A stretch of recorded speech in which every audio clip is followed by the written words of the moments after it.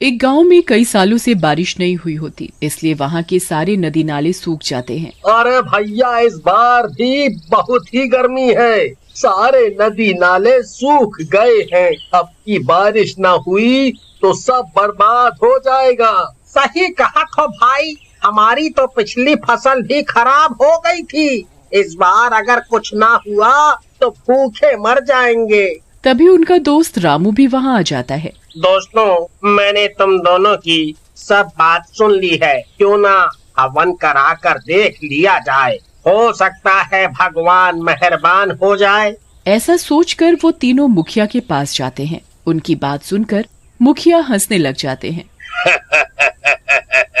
तुम तीनों भी इतने अंधविश्वासी हो। भला हवन से बारिश होगी, लेकिन तुम तीनों भगवान का काम करवा रहे हो, इसलिए मैं तुम्हें मना नहीं करूँगा। चलो मिलकर हवन कर लेते हैं। फिर गांव वाले मिलकर हवन करने लगते हैं। हवन होने के अगले ही दिन गांव में मानसून आ जाता है और गांव में झमाझम बारिश होने लगती है। लगा था कहीं कृपा रुकी रही, हवन करते ही कृपा चालू हो गई। सही कह रहे हो भैया, इस बार तो बढ़िया फसल होगी। लेकिन गांव वालों की खुशी ज्यादा देर तक नहीं रहती। बारिश और तेज होने लगती है और गांव में पानी भरने लगता है और गांव वाले डरने लगते हैं। अरे दीनू भैया, लागत है आप हवन में घी ज्यादा डाल दिए थे।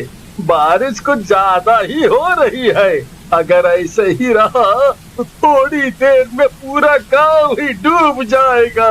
तभी गांव वालों को किसी औरत के चिल्लाने की आवाज आती है। एक औरत एक मकान की छत पर खड़ी होती है और उसके हाथ में एक बच्चा होता है। कोई बचाओ, मेरा घर डूब रहा है, बचाओ मुझे और मेरे बच्चे को, नहीं तो मैं मर जाऊंगी। उस औरत का घर गांव का सबसे छोटा घर होता है। सब लोग अपने घर की छतों से उसे देख रहे थे, लेकिन ज्यादा पानी भरे होने के कारण गांव के लोग औरत की मदद के लिए नहीं जा पा रहे होते। तभी पानी ज्यादा होने की वजह से औरत का घर बह जाता है और औरत बाढ़ के पानी में फंस जाती है। बचाओ मुझे, मैं डूब रही हूँ, बचाओ मेरा बच्चा भी डूब जाएगा। लेकिन तभी एक चमत्कार होता है। एक नागिन आकर चुड़ैल और उसके बच्चे को किनारे पर ले जाती है। तुम घबराओ मत, मैं तुम्हें किनारे पर ले जाऊंगी। लेकिन तुम कौन हो? तुम तो नागिन जैसी दिखती हो। मैं कोई भी हूँ, उससे क्या फर्क पड़ता है। अभी तो तुम मुझे अपनी जान बचाने वाली ही समझो। नागिन औरत को किनारे पर ले जाकर छोड़ देती है और वापस पानी में चली जाती है। बारिश भी लगातार होती रहती है। एक रात गांव के एक घर में एक गरीब औरत अपने 2 बच्चों के साथ होती है। दोनों बच्चे कई दिनों से भूखे होते हैं। माँ, हमें भूख लगी है, खाना दो, नहीं तो हम भूख से ही मर जाएंगे। नहीं नहीं बच्चे, ऐसा नहीं कहते। बस आज किसी तरह मान जाओ, कल मैं तुम्हारे लिए कुछ न कुछ खाने का इंतजाम जरूर करूंगी। मुझे कुछ नहीं पता, मुझे खाना दो। अरे छोटू, ऐसे नहीं कहते। एक बार बारिश रुक जाए तो माँ कुछ न कुछ खाने के लिए जरूर लेकर आ जाएगी। फिर औरत के दोनों बेटे शांत होकर सोने चले जाते हैं। हे भगवान, ये कैसी परीक्षा ले रहे हो? मैं तो पहले से ही गरीब थी और लोगों के घर झाड़ू पोछा करके अपनी रोजी रोटी चलाती थी। आपने इतनी बारिश करके वो भी बंद कर दिया। अब मैं क्या करूं, कहाँ जाऊं, क्या खिलाऊं अपने बच्चों को? वो ऐसा सोच रही होती है कि तभी वही नागिन उसके घर पर दस्तक देती है। नागिन के हाथों में राशन की थैलियां होती हैं। औरत अपने घर का दरवाजा खोलती है और नागिन को देखकर डर जाती है। तुम कौन हो और यहाँ क्या कर रही हो? तुम डरो मत, मैं एक नागिन हूँ और तुम गांव वालों को मुसीबत में देखकर यहाँ आ गई हूँ। मैंने तुम्हारी और तुम्हारे बच्चों की बातें सुन ली थी। ये लो राशन और अपने बच्चों को भरपेट खाना खिलाओ। फिर नागिन औरत को राशन देकर वहाँ से चली जाती है। अगले दिन से बारिश होनी भी बंद हो जाती है और गाँव में भी पानी धीरे धीरे कम हो जाता है और लोग बाहर आने जाने लग जाते हैं। एक रात नागिन नदी के किनारे बैठी होती है। तभी वहाँ से रामू और दीनू गुजर रहे होते हैं। उनकी नजर नागिन पर पड़ती है। अरे दीनू भैया, वो देखो नागिन, इसे पकड़ लो, नहीं तो ये हम लोगों को खा जाएगी। सही कह रहे हो दीनू, लेकिन हम दोनों के बस की बात नहीं है इसे इसे पकड़ने के लिए और लोग चाहिए। सही कह रहे हो दीनू भाई, एक काम करो, मैं इस पर नजर रखता हूँ, तुम चुपचाप जाकर गांव वालों को बुला लाओ, और हाँ, मछली पकड़ने वाला जाल जरूर ले आना। दीनू वैसा ही करता है और गांव में जाकर गांव वालों को ले आता है और गांव वाले चुपके से जाकर नागिन के ऊपर जाल डाल देते हैं। नागिन जाल में कैद हो जाती है। अगली सुबह गांव वाले अच्छा हुआ इस नागिन पर हमारी नजर पड़ गई, नहीं तो कसम से ये तो पूरे गांव को ही मार डालती। सही कह रहे हो तीनू भैया, पिक्चर में भी तो देखे हैं नागिन कैसे आदमी लोगों को मारती है। तभी रामू बोलता है, अरे क्यों बातों में समय बर्बाद कर रहे हो, मैं तो कहता हूँ इसे मार डालो, कहीं आजाद हो जाएगी तो हम सबको मुश्किल में डाल देगी, आग के हवाले कर देते हैं इसको, है? रामू की बात मानकर गांव वाले नागिन को आग लगाने बढ़ ही रहे होते हैं कि तभी वही गरीब औरत वहां आ जाती है और गांव वालों से कहती है, रुक जाओ, क्यों मार रहे हो इस बेचारी को, इसने तो कितने लोगों की जान बचाई है बाढ़ के समय। गरीब औरत की बात सुनकर कई और लोग भी आ जाते हैं जिसकी जान उस नागिन ने बचाई होती है। हाँ हाँ, शांता बहन सही कह रही है, इस नागिन ने मेरी भी जान बचाई थी बाढ़ के समय। उन लोगों की बात सुनकर गांव वाले रुक जाते हैं और डरते डरते नागिन को आजाद कर देते हैं। एक बात बताओ, तुम यहाँ कर क्या रही हो नागिन बेटी, और गांव वालों की मदद क्यों कर रही हो? मैं हिमालय में अपने पति नाग और बच्चों के साथ रहती थी। एक दिन वहाँ एक काली चुड़ैल आई और धोखे से मेरे पति और मेरे बच्चों को मारकर खा गई। तब से मैं बदले की आग में जल रही हूँ और उस चुड़ैल का पीछा कर रही हूँ। लेकिन वो चुड़ैल इस गांव में है क्या जो तुम यहाँ आई हो? है? हाँ, वो इसी गांव में है। तुम लोगों को क्या लगता है ये बारिश मानसून की है? ये बारिश उसी चुड़ैल ने करवाई थी ताकि तुम गांव वालों की जान ले सके। लेकिन नागिन बेटी, हमने तो उस चुड़ैल को गांव में कभी देखा ही नहीं, वो यहाँ कैसे हो सकती है? हाँ, वो यहाँ है और हमारे बीच में ही है। क्यों दीनू, है ना हमारे बीच में? नागिन की बात सुनकर दीनू डर जाता है और भागने लगता है, लेकिन गांव वाले दीनू को पकड़ लेते हैं। मुझे छोड़ दो, मुझे छोड़ दो, मुझे जाने दो। दीनू, सब सच सच बताओ क्या बात है, नहीं तो गांव वाले मार मार कर तुम्हारी जान ले लेंगे।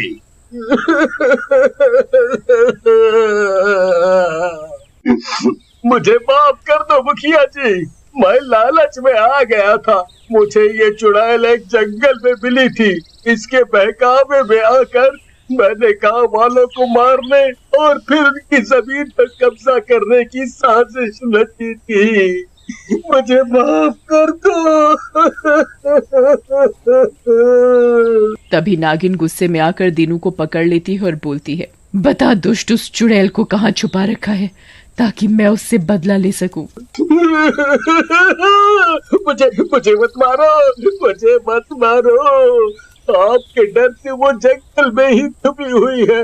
मैं आपको उसके पास ले चलता हूँ, लेकिन आप मुझे मत मारो। फिर दीनू नागिन और गांव वाले जंगल की ओर जाते हैं और जंगल में पहुंचकर नागिन और गांव वाले छिप जाते हैं और दीनू चुड़ैल को बुलाता है। दीनू के बुलाने पर चुड़ैल बाहर आती है। आओ मेरे बिजनेस पार्टनर, आओ, बस कुछ दिनों की बात है, फिर पूरा गांव तुम्हारा है। तभी चुड़ैल को देखकर नागिन और बाकी गांव वाले बाहर आ जाते हैं। नागिन को देखकर चुड़ैल हंसती है और बोलती है, तू यहाँ भी आ गई। लगता है तुझे भी तेरे पति और बच्चों के पास भेजना पड़ेगा। अपनी मौत से बचते हुए भाग रही है और मुझे मारने के सपने देख रही है। दुष्ट चुड़ैल, बहुत लोगों को परेशान किया है तूने, आज तू नहीं बचेगी। ऐसा कहकर नागिन चुड़ैल को अपनी कुंडली में जकड़ लेती है। छोड़ दे मुझे, जाने दे, मैं कभी तेरे रास्ते में नहीं आऊंगी। तुझे छोड़ दूं? तू तो मेरे बच्चों और पति की हत्यारन है, तू मर कर ही यहाँ से जा पाएगी। ऐसा कहकर चुड़ैल नागिन को अपनी कुंडली में दबाकर मार देती है और वहाँ से जाने लगती है। बेटी, तुम कहीं और मत जाओ, तुम्हें देखकर लोग मार डालेंगे। तुम यहीं हम गांव वालों के साथ रहोगी, मेरी बेटी बनकर। फिर गांव वाले और नागिन एक साथ गांव में रहने लगते हैं। पालम नाम के गांव में रवि, राहुल और मनोज नाम के 3 दोस्त रहते हैं। एक दिन वो तीनों दोस्त अपने चौथे दोस्त से मिलने कजरौठी गांव के लिए निकल पड़ते हैं, पर रास्ते में बस अचानक झटके मारने लगती है। थोड़ी देर बाद बस अचानक रुक जाती है। अरे भैया, क्या हुआ? बस क्यों रोक दी? अभी जाकर देखता हूँ, तभी पता चलेगा। ड्राइवर नीचे जाकर बस चेक करता है तो उसे पता चलता है कि बस खराब हो गई है। ये बस खराब हो गई है और आगे नहीं जा पाएगी। आप सभी को यहीं उतरना होगा। अब तो रात भी हो चुकी है, हम आगे कैसे जाएंगे? भैया मुझे माफ करो, पर मैं कर भी तो क्या सकता हूँ। अरे रवि, यहाँ रुकने का कोई फायदा नहीं है, चलो यहाँ से निकलते हैं। बस से सब लोग उतर जाते हैं और अपने अपने रास्ते निकल पड़ते हैं। रवि, राहुल और मनोज को बिल्कुल अलग रास्ते से जाना होता है, जहां उनके साथ कोई और नहीं जाता, और वो रास्ता बहुत ही सुनसान होता है। आखिर कब आएगा कजरौठी गांव? इतनी देर हो गई हमें चलते चलते। सामने कुछ रोशनी सी तो दिख रही है, लगता है हम गांव पहुंच गए। तीनों दोस्त जल्दी जल्दी चलने लगते हैं। थोड़ी देर बाद उनको लाइटों से सजा हुआ एक बहुत बड़ा घर दिखता है। लगता है यही घर है संदीप का, चलो चलते हैं। अरे पहले पता तो कर ले, ऐसा ना हो हम किसी और की बारात में घुस जाएं। क्या फर्क पड़ता है दोस्तों, किसकी बारात है? इतने रिश्तेदारों में क्या पता चलना है। बस अभी जैसी हमारी हालत हो गई है ना, इतना चल चल कर मैं तो जा रहा हूँ। अगर तुमको आना है तो आ जाओ। मनोज घर के अंदर चला जाता है और उसके दोस्त भी उसके पीछे पीछे घर के अंदर आ जाते हैं। घर बहुत ही बड़ा और सुंदर होता है। बहुत सारे लोग शादी की तैयारियों में लगे हुए होते हैं, पर एक बड़ी अजीब बात होती है, वो ये कि किसी के चेहरे पर कोई खुशी या मुस्कुराहट भी नहीं होती। मनोज तो खाना देखते ही पागल हो जाता है। अरे वाह, इतना बढ़िया बढ़िया खाना देख कर ही मुंह में पानी आ रहा है। चलो दोस्तों, कुछ खा पी लेते हैं। तीनों दोस्त खाने के लिए जा ही रहे होते हैं, पर तभी वहाँ एक बूढ़ा आदमी आकर उनसे बोलता है, आप लोग उस कमरे में आराम से बैठो, मैं आपके लिए खाना भिजवाता हूँ। जी बिल्कुल, बहुत भूख भी लग रही है। और कुछ ही देर में उनके लिए बढ़िया बढ़िया पकवान लाए जाते हैं। तीनों दोस्त भर भर कर पकवानों का मजा लेते हैं। अरे दोस्तों, मैंने तो कुछ ज्यादा ही खा लिया है, अब तो मुझे नींद आ रही है। हाँ यार, नींद तो मुझे भी आ रही है, पर हमें यहाँ से अब चुपके से निकलना होगा। तभी वहाँ एक औरत आती है। आपको नींद आ रही है तो आप कुछ देर इसी कमरे में आराम कर सकते हैं। बारात 12 बजे निकलेगी, तब तक आप आराम कर लो। ये ठीक रहेगा, पर बारात जाएगी कहाँ? कजरौठी गांव। इतना कहकर वो औरत वहाँ से चली जाती है। अरे वाह, ये बारात तो कजरौठी ही जाने वाली है। ऐसा करते हैं, हम लोग बारात के साथ ही निकल पड़ते हैं। हाँ बिल्कुल सही कहा तुमने, पर ये लोग कितने अजीब नहीं है। इसी के चेहरे पर कोई हंसी मुस्कुराहट ही नहीं, पता नहीं, पर कुछ तो अजीब है यहाँ। और किसकी बारात 12 बजे निकलती है? इतना खा खा कर अब तुझे सब अजीब लग रहा है। चल अब चुपचाप सो जा। तीनों दोस्त बातें करते करते कब सो जाते हैं पता ही नहीं चलता और 12 बज जाते हैं। रवि के कान में ढोल नगाड़ों की आवाज पड़ती है, जिसकी वजह से उसकी नींद खुल जाती है। अरे मनोज, राहुल, जल्दी उठो, देखो बाहर ढोल बज रहे हैं। लगता है बारात निकलने का समय हो गया है। क्या है रवि, सोने दो यार, बहुत नींद आ रही है। क्या नींद? चलो जल्दी उठो, वरना सब निकल जाएंगे। तीनों दोस्त उठ जाते हैं और जब कमरे से बाहर निकलते हैं तो देखते हैं घर में कोई भी नहीं है।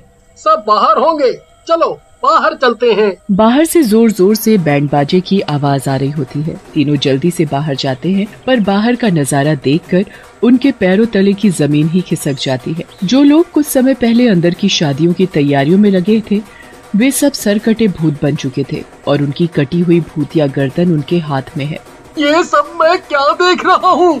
कहीं ये मेरी आंखों का धोखा तो नहीं? नहीं यार, ये तो सरकटे भूतों की बारात है। सभी सब इतना अजीब बर्ताव कर रहे थे और किसी ने हमसे पूछा भी नहीं कि हम कौन हैं। कोई हमें देख ले, उससे पहले हमें यहाँ से निकलना होगा। जल्दी चलो यहाँ से। रवि, राहुल और मनोज वहाँ से चुपके से निकल ही रहे होते हैं कि वहाँ एक सरकटा भूत अपनी भूतिया मुंडी को लेकर उनके सामने आ खड़ा।